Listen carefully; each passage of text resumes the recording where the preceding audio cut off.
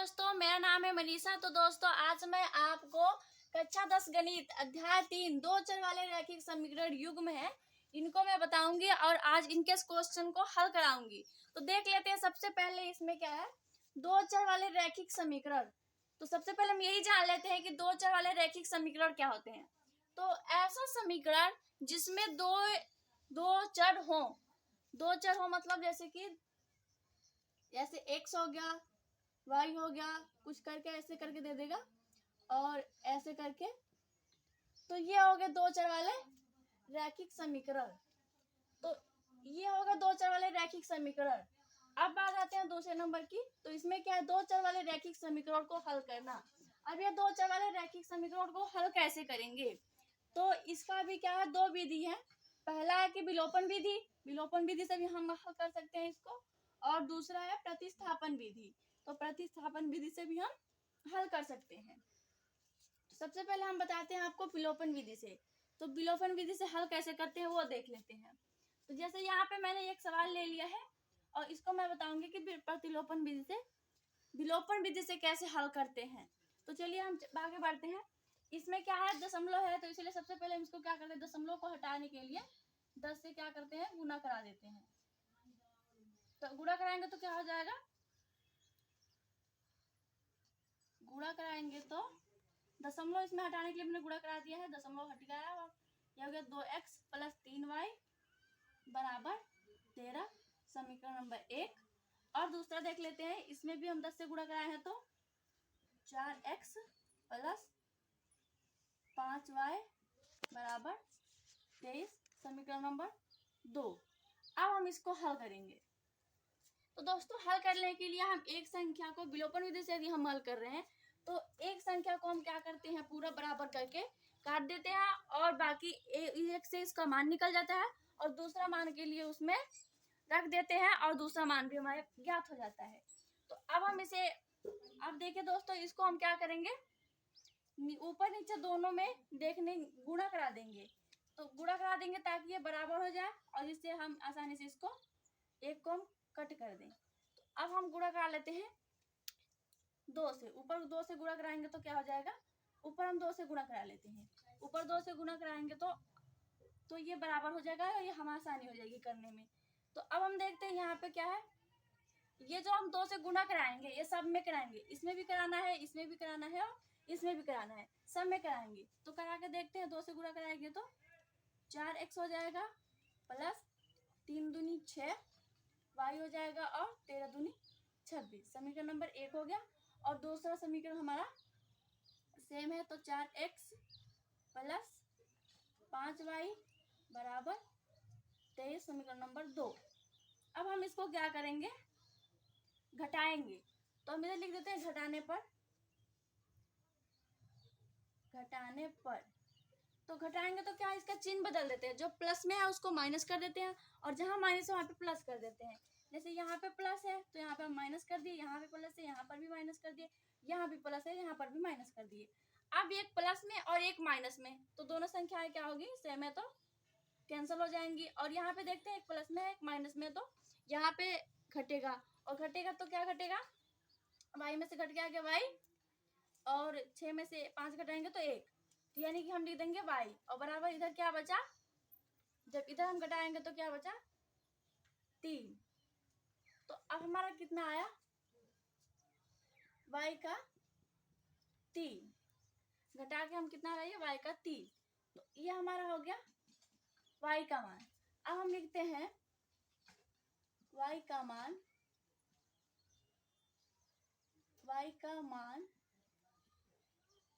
समीकरण फर्स्ट में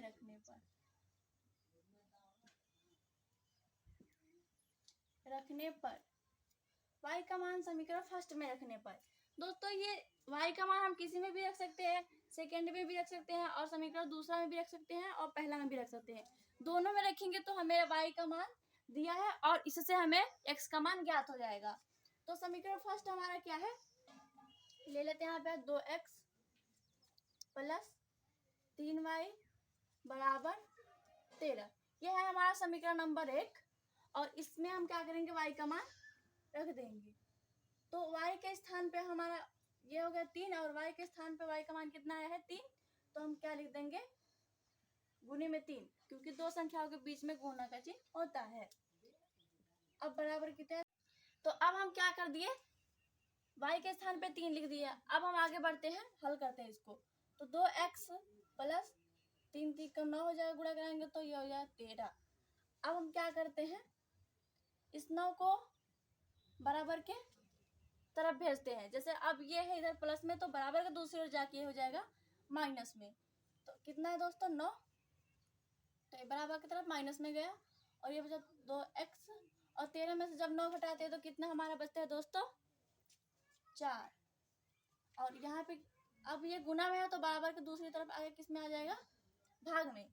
तो भाग में आएगा तो हमारा कितना हो जाएगा, 2 से करेंगे तो 2, यानी कि अब y का मान हमारा था 3 और x का मान कितना आ गया 2। तो अब दोस्तों देखते हैं y का मान कितना आ गया 3 और x का मान आ गया 2। ये हो गया हमारा पहला सवाल हल। तो दोस्तों आपको समझ में आ रहा होगा, तो चलिए हम ऐसे ही करके अगला सवाल ले लेते हैं। चलिए अब हम दूसरा सवाल लेकर करते हैं। तो दूसरा सवाल हम ऐसे भी ले सकते हैं, सवाल हमें किताबों में ऐसे भी मिलेगा, तो इसको हल करते हैं। इसको भी सेम टू सेम ऐसे ही करेंगे। इसको भी हम क्या करेंगे, एक पक्ष को बराबर कर लेंगे, या x को बराबर कर लेंगे या y को बराबर कर लेंगे, दोनों युग्मों में। अब हम बात करते हैं, यहाँ पे हम दोस्तों चेक करते हैं x को बराबर, आप y को भी बराबर कर सकते हैं। तो चलिए हम x को बराबर कर लेते हैं, तो गुना करा लेते हैं। ऊपर 1 से गुना करेंगे तो 1 आ जाएगा, और नीचे जब हम गुना करेंगे 3 से तो क्या आ जाएगा 6 आ जाएगा। और यहाँ पर इसी तरह 1 से गुना कराएंगे तो 1 ही रहेगा, और नीचे हम 2 से गुना कराएंगे तो यहाँ पर भी 3 से गुणा हो गया 6 आ जाएगा। तो ये हमारी कैंसिल संख्या क्या हो जाएगी, कैंसिल हो जाएगी। तो चलिए अब आगे हम हल करके देखते हैं गुणा करा के। यहाँ पे है 1, तो 1 से गुना कराएंगे तो कितना हो जाएगा, 1 ऊपर ऊपर के नीचे नीचे गुना, ऊपर कराएंगे तो 1 हो जाएगा, और नीचे कराएंगे तो क्या हो जाएगा 3 की गुना, जब 2 में करेंगे तो 6x हो जाएगा। और प्लस आगे बताइए, मैंने जैसे बताया था सब में गुना कराते हैं, तो इसमें भी कराएंगे। तो ऊपर गुना करेंगे तो 1 की गुना 1 हो जाएगा, और ये करेंगे तो क्या हो जाएगा 3 त्रिकम 9 y हो जाएगा। और बराबर यहाँ पे करेंगे तो क्या हो जाएगा, ऊपर की गुना ऊपर के करेंगे तो 2/3, ये हो गया गुना, ये हमारा हो गया गुना। अब हम यह समीकरण नंबर फर्स्ट हो गई, और हम इसको भी गुना करा लेते हैं। तो कितना आएगा, 1 ऊपर की गुना ऊपर करेंगे तो 1 आ जाएगा, और इसका गुना करेंगे तो 3 दूनी 6x हो जाएगा, और प्लस इसको भी सब में गुणा करेंगे तो यहाँ पे करेंगे 1 तो 1 आ जाएगा, ऊपर ऊपर की गुना नीचे नीचे गुना, और 4y हो जाएगा। और इसकी इधर गुना करेंगे तो 13 एकम 13 और 13 और 6 दूनी 12, समीकरण नंबर 2। अब यहाँ पे हम क्या करेंगे, घटाएंगे। हमने गुणा करा लिया है, अब हम क्या करेंगे, इसमें से घटाएंगे। तो समीकरण नंबर फर्स्ट से समीकरण नंबर सेकेंड को घटाने पर तो जैसे मैंने बताया था दोस्तों, घटाने पे क्या करते हैं, चिन्ह को उल्टा कर देते हैं, यानी कि जहाँ प्लस हो वहां पे माइनस, और जहाँ माइनस हो वहां पे प्लस कर देते हैं। तो यहाँ पे -6x माइनस, यहाँ पे 6x प्लस का इसका चिन्ह है, और यहाँ पर भी 6x है, इसका भी प्लस का चिन्ह है। तो हम घटा रहे हैं तो इसका चिन्ह क्या कर देंगे, माइनस का कर देंगे। और यहाँ पर भी प्लस है तो यहाँ पर भी माइनस, और यहाँ पर प्लस है तो यहाँ पर भी माइनस। अब देखते हैं दोस्तों, अब यहाँ पे है प्लस में, यहाँ पे है माइनस में, तो घटेगा। तो 1/6x में और 1/6x में जब हम घटाएंगे दोनों को तो कितना बचेगा 0, यानी कि कैंसिल हो जाएगा। अब हम बात करते हैं इसकी, तो अभी इसमें भी हमें घटाना है तो घटा लेते हैं। तो 1/9y में से हमें क्या घटाना है, 1/4y, और इधर हमें क्या घटाना है, 2/3 से हमें घटाना है 13/12। हल करके देखते हैं। अब आगे इसको हम क्या कर लेते हैं, इसका एलसीएम ले लेते हैं। तो इसका एलसीएम हमारे पास आ जाएगा 36y, और जब भाग देंगे फिर यहाँ से 6 को तो कितना आ जाएगा 4, और यहाँ पे करेंगे 4 से तो 9 आ जाएगा, तो गुणा करा देंगे ऊपर तो 9। अब इधर कर लेते हैं, जब इसका भी हम जब क्या करेंगे एलसीएम लेंगे तो हो जाएगा 3 और 13 3 और 12 का एलसीएम लेंगे तो कितना हो जाएगा 12, और 12 को 3 से भाग करेंगे तो कितना बार में जाएगा 4 बार में, और 4 को ऊपर से गुना कराएंगे तो 4 दूनी 8 और माइनस 12 एकम 12 और 1 से गुना करेंगे 13 को तो कितना हो जाएगा 13। आगे बढ़ते हैं। अब यहाँ पे प्लस में 4 है, माइनस में 9 है, तो घटेगा, तो घटा देते हैं, तो कितना बचा 5। और चिन्ह बड़ी संख्या का लगाएंगे, तो ये बड़ी संख्या है 9, तो 9 का लगा दिए, और नीचे क्या बता 36y। और इधर देख लेते हैं, तो यहाँ पर भी क्या करेंगे घटाएंगे, तो यहाँ पर भी कितना बचेगा, यहाँ पर भी क्या बचेगा माइनस का 5 बचेगा, तो -5 इधर भी है दोस्तों और -5 इधर भी है, तो अब बराबर के दूसरी तरफ जाएगा ये -5, तो किस में हो जाएगा प्लस में, तो प्लस माइनस क्या हो जाएगा कैंसिल हो जाएगा। अब हमारे पास कितना बचा 36y बराबर 12। तो चलिए इसको आगे हल करके देखते हैं हम। तो उम्मीद है दोस्तों कि समझ में आ रहा होगा अच्छे से, बहुत ही आसान है ये, आप ऐसे करके कर सकते हैं, किसी भी सवाल को ऐसे ही विलोपन विधि से कर सकते हैं। तो हमारे पास कितना आया था 36y बराबर 12 आया था, तो y को हम इधर रख देते हैं, और 36 इधर क्या है गुने में है, तो बराबर के दूसरी तरफ जब जाएगा तो क्या आ जाएगा भाग में आ जाएगा, यानी कि बटा में, तो 36। अब हम बात करते हैं इसकी, अब इसको क्या करते हैं सरलतम रूप कर देते हैं, तो 12 एकम 12 बारते हैं 36, यानी कि इसका मान कितना आ गया 3, इसका मान आ गया 1/3, y का मान आ गया 1/3, y का मान 1/3 आ गया। अब हमें जब y का मान पता चल गया है, तो इसकी सहायता से हम किसका मान ज्ञात करेंगे x का। दोस्तों जब भी हमें एक x का या y का एक चर का हमें जब मान पता चल जाता है, तो उसी से हम दूसरे चर का मान ज्ञात कर लेते हैं। जैसे हमारे पास यहाँ पे y का मान क्या आ गया है 1/3, तो अब हम इसको क्या करेंगे y के मान को, y का मान समीकरण, आप फर्स्ट में रखो या सेकेंड में रखो, दोनों से आंसर आ जाएंगे। तो y का मान समीकरण फर्स्ट में रखने पर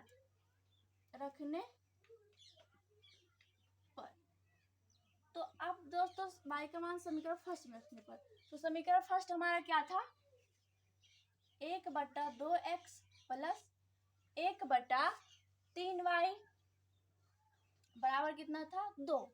तो अब हम इसमें क्या करेंगे y का मान रख देंगे, तो यहाँ पे है 1/2x और प्लस 1 हमारे पास है ऊपर, और बटे में 3 है, 3 के गुणे में क्या है y, तो y का मान हमारे पास यहाँ पे क्या था दोस्तों, देखिए यहाँ पे 1/3, तो हम y के मान में क्या रखेंगे 1/3, और आगे बढ़ते हैं बराबर 2।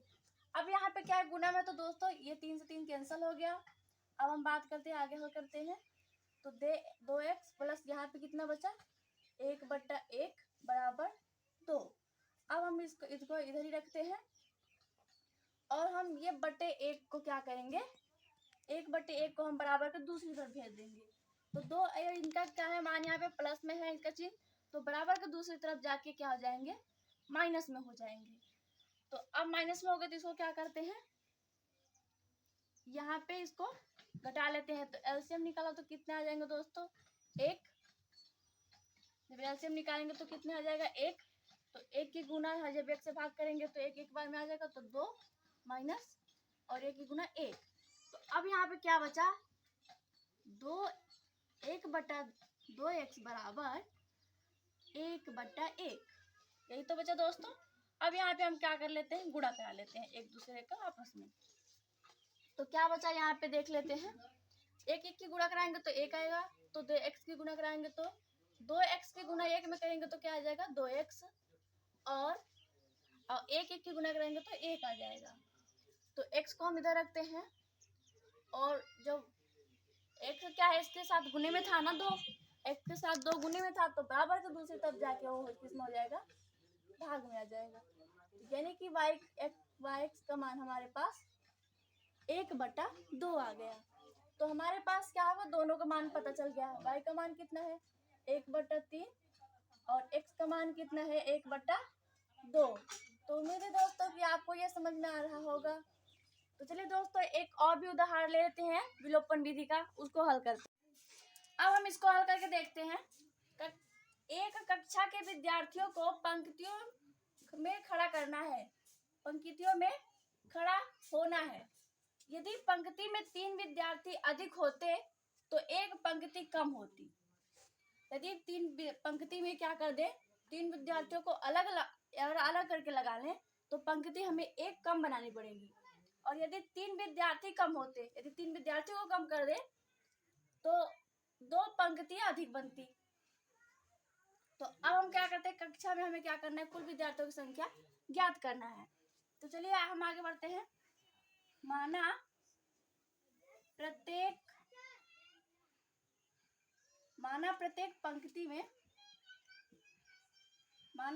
पंक्ति में विद्यार्थियों की संख्या है, विद्यार्थियों की संख्या बराबर x। हर एक पंक्ति में हम क्या करते हैं, मान लेते हैं कि उनकी संख्या क्या है, बच्चों की x है। और अब मान लेते हैं और पंक्ति कितनी है, माना, और पंक्तियों की संख्या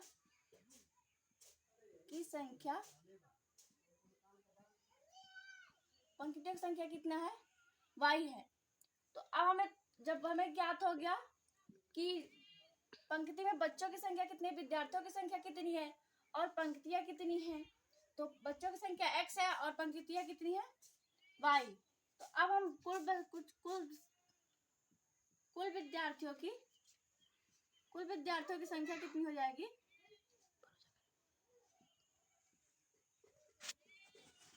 कुल विद्यार्थियों की संख्या हो जाएगी x गुने y, यानी ये हो जाएगी कुल विद्यार्थियों की संख्या। तो अब दोस्तों देखते हैं दोस्तों आगे बढ़ के। तो आगे क्या कह रहा है, यदि पंक्ति में 3 विद्यार्थी अधिक होते, यदि पंक्ति में 3 विद्यार्थी अधिक होते, चलिए थोड़ा सा हम बता रहे हैं आपको। तो यदि पंक्ति में 3 विद्यार्थी अधिक होते तो विद्यार्थी हमारे पास पंक्ति में कितने थे, x। और 3 यदि अधिक हो जाते हैं तो क्या होता है, एक पंक्ति हमारी क्या होती है, कम बनती है। और यह हमारे बच्चों की, यह है विद्यार्थियों की संख्या। अब इसको थोड़ा हल करके देखते हैं।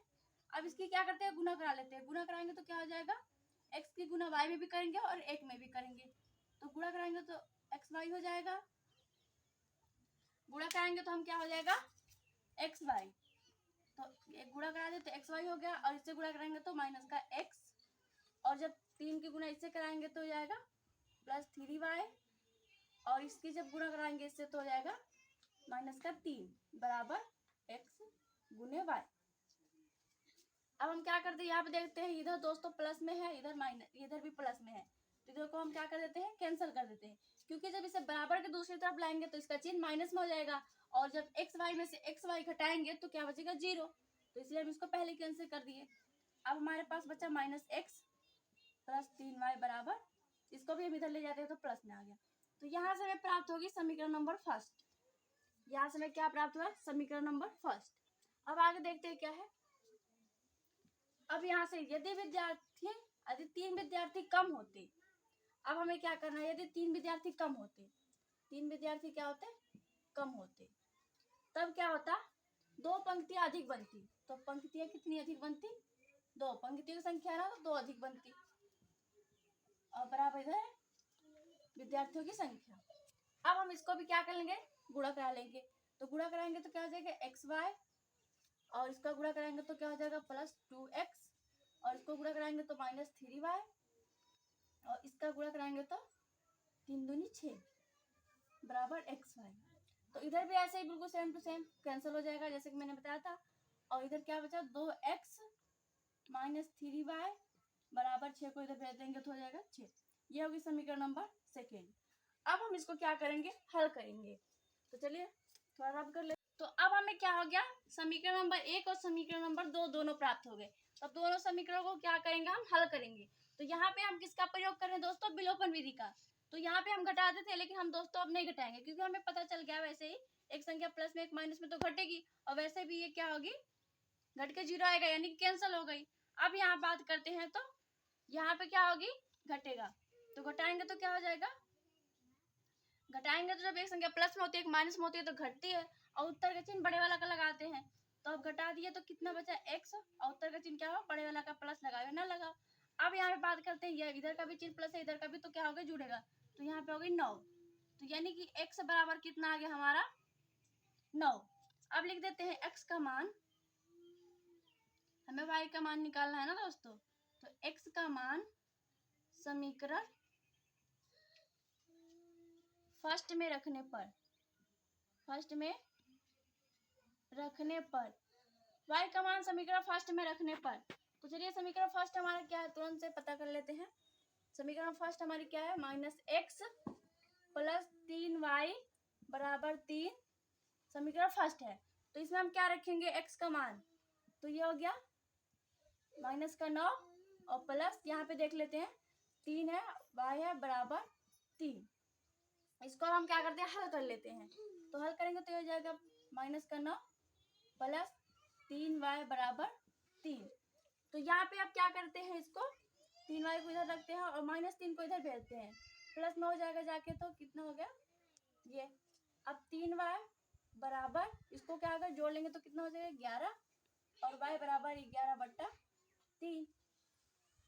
यहाँ पे करेंगे तो दोस्तों कितना हो जाएगा, 9 2 12 तो 12 हो जाएगा। तो अब हम क्या, यहाँ पे कितना बचा 12, तो भाग देंगे 12 को तो कितना बचेगा, 3 से 4 आ जाएगा।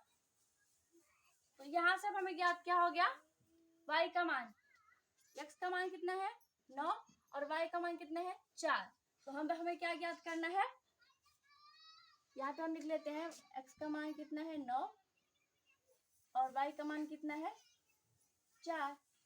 तो इससे अब हम पता करते हैं विद्यार्थियों की संख्या, क्योंकि विद्यार्थियों की संख्या क्या था, कक्षा में कुल विद्यार्थियों की संख्या था x गुने y, तो वहां पे क्या था, कुल विद्यार्थियों की संख्या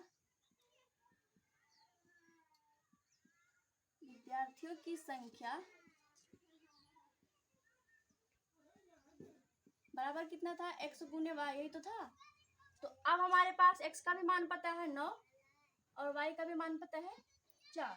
अब इसका गुणा है तो 9 चौका 36, यानी कि जो उसमें स्टूडेंट है उस कक्षा में विद्यार्थियों की संख्या कितनी है, 36 है। तो दोस्तों हमें उम्मीद है कि आपको सब अच्छे से समझ में आ गया होगा। यदि आपका फिर भी कोई प्रश्न होगा तो कमेंट बॉक्स में जरूर बताइएगा। धन्यवाद। यदि आप यूपी बोर्ड कक्षा 10वीं में गणित और विज्ञान की तैयारी करना चाहते हैं तो आप हमारे YouTube channel Manisha SK study hub 4.0 पर जाकर देख सकते हैं। दोस्तों यदि आप कक्षा 1 से 8 तक के स्टूडेंट हैं तो आप हमारे YouTube channel SK study hub पर जाकर देख सकते हैं। धन्यवाद। यदि आप यूपी बोर्ड 12 के स्टूडेंट हैं और यदि आपको हिंदी, अंग्रेजी और नागरिक साथ ही भूगोल विषय की तैयारी करनी है तो आप आरती SK स्टडी हब 3.0 पे जाके देख सकते हैं। तो दोस्तों यदि आपको यूपी बोर्ड 10वीं में इंग्लिश, हिंदी और सामाजिक विज्ञान की तैयारी करनी है तो आप हमारे YouTube channel SK study hub 2.0 पर जाकर विजिट कर सकते हैं। Thank you. तो दोस्तों हमारे वीडियो को लाइक, कमेंट, शेयर